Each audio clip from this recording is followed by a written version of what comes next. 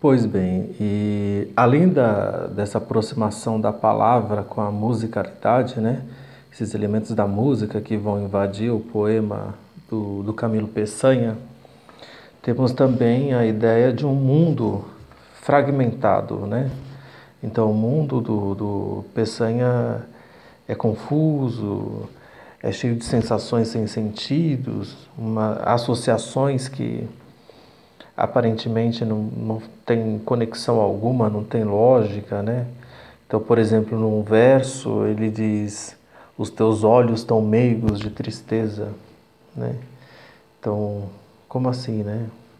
Os olhos são meigos e, a aproximação que esses olhos representam, né? Expressam é de tristeza.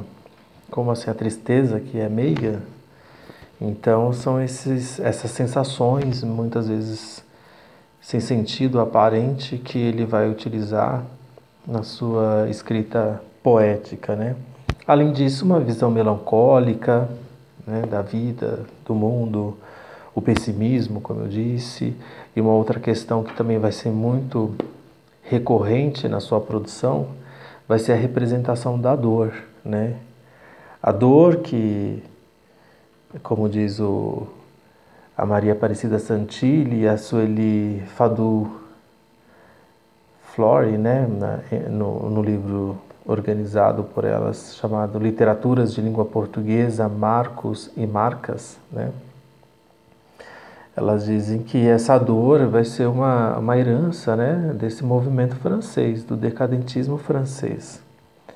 Mas, ao mesmo tempo, também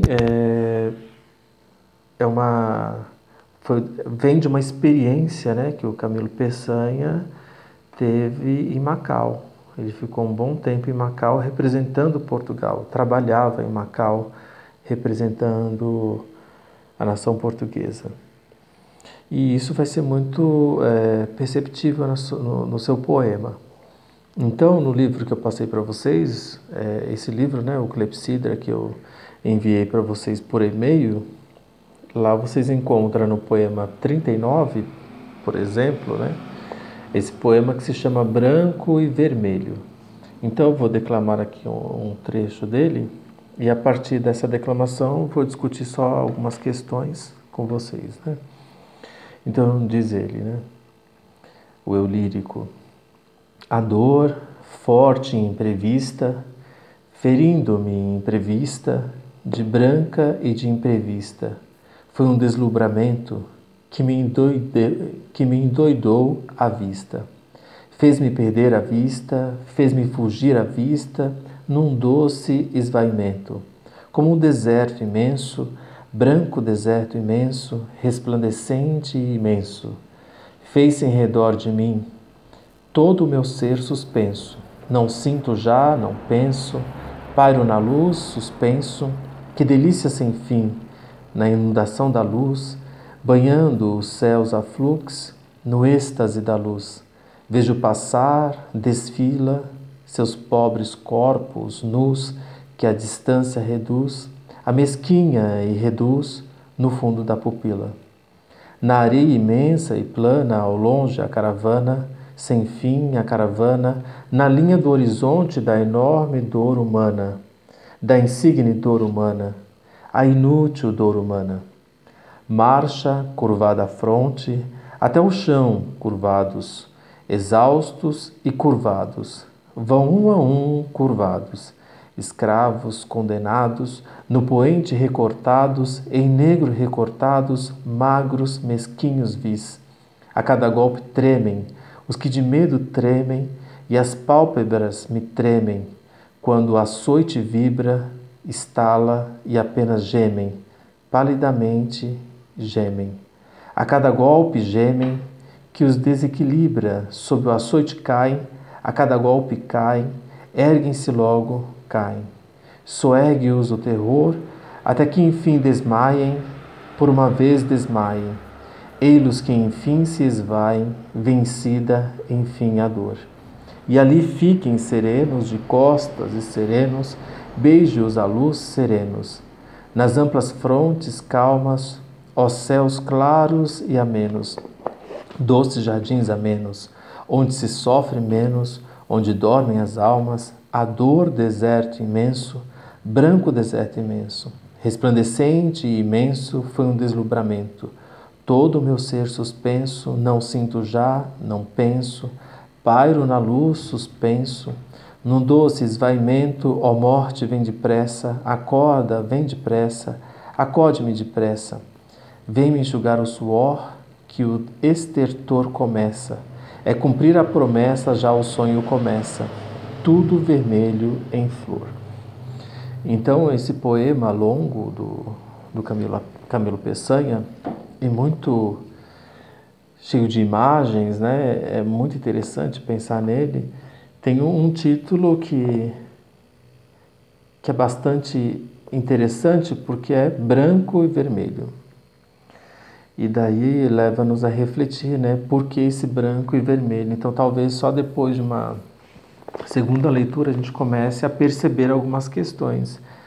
Então, ele começa num pensamento, né? Num deserto, sentindo uma dor, né? E essa dor que vem de ele diz assim, como um deserto imenso, branco deserto imenso, resplandecente imenso, fez-se em redor de mim. Então, como se fosse uma experiência mística, né? E essa experiência que o levaria para esse deserto que é imenso, que o rodeia, e de repente, a partir desse deserto, como se fosse um delírio, ele começa a ter outras imagens, né, que vêm de uma certa inundação de luz. E daí vale boas interpretações, que eu não vou fazer todas aqui, porque eu gostaria que vocês também refletissem sobre isso e dividissem comigo essa experiência, né, o que essas imagens trazem para vocês. Mas, além disso, vale a pena apresentar uma característica formal, né? Como eu disse para vocês, ele aproxima a palavra da musicalidade. E aqui, como vocês podem perceber, tem um excesso de aliteração em S, né? Então, ó, dor forte imprevista, ferindo-me imprevista, de branca e de imprevista foi um deslumbramento que me endoidou a vista, fez-me perder a vista. Então perceba que o S ele vai se repetindo, né, exaustivamente durante o poema inteiro. E aqui essa característica também não é em vão, né, porque além dessa musicalidade que é própria da poesia do Peçanha, nós temos aqui uma ideia nesse poema, né, que é trazida por esse deserto, essa luz que clareia, né, e esse deserto que está ao redor dele, né. Então é um deserto pressupõe esse silêncio, né. Então esse S se assemelha muito ao psiu, né, ou fique quieto, e isso vai se repetir durante todo o poema.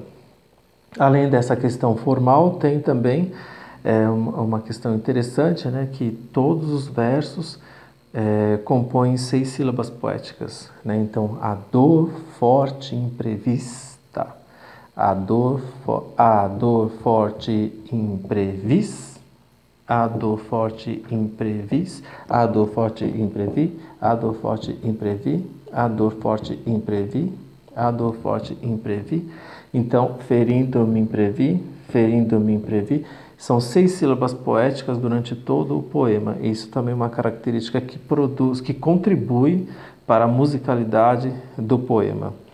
E aí, além dessas questões, tem outras imagens que são interessantes que vão aparecendo durante o poema, que é a caravana, né? Então, aquela caravana que vai e que some, né, na sua visão. E depois ele tem aí banhado aos céus a fluxo, no êxtase da luz, vejo passar, desfila, e de repente o que ele está vendo passar são corpos pobres, né? E aí a gente tem imagem de um possível escravo ali sendo açoitado. Então é uma mistura de imagens que vão sendo formadas, né? E é o que uma das características que eu até citei no início, que é essa incompletude, essa fragmentação de mundo, né? As sensações que se misturam e que por ali vão sendo organizadas ilogicamente, né? Na linha do horizonte da enorme dor humana, da insígne dor humana, a inútil dor humana. E aqui também uma outra característica do Camilo Peçanha, que é a presença da dor, né? A dor humana, que é grande, que é importante, é enorme, é importante, é insigne, mas também é uma dor que é inútil, né? Ele diz, da enorme dor humana, da insigne dor humana, a inútil dor humana, marcha curvada a fronte até o chão curvados, exaustos e curvados. E aí os escravos condenados na poente recortados, em negro recortados, magros, mesquinhos, vis, a cada golpe tremem, né? E tudo isso depois, né, nesse sofrimento que ele está retratando aqui, dos gemidos, a cada golpe gemem, e aí ele vai descrevendo toda essa situação desconfortável para depois eles clamarem a morte, né? Então eles clamam, ó morte, vem depressa, acorda, vem depressa, acorde-me depressa. E então essa morte que ao mesmo tempo é a vida, né? O homem que sofre, o homem que está sendo açoitado, mas também que parece ser um sonho, né? Acorda, vem depressa, acorde-me depressa dessa realidade.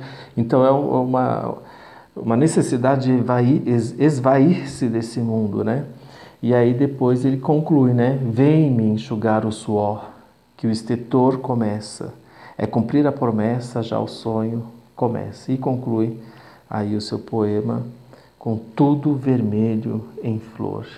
Então esse vermelho que vai representar provavelmente a morte, né? O sangue derramado.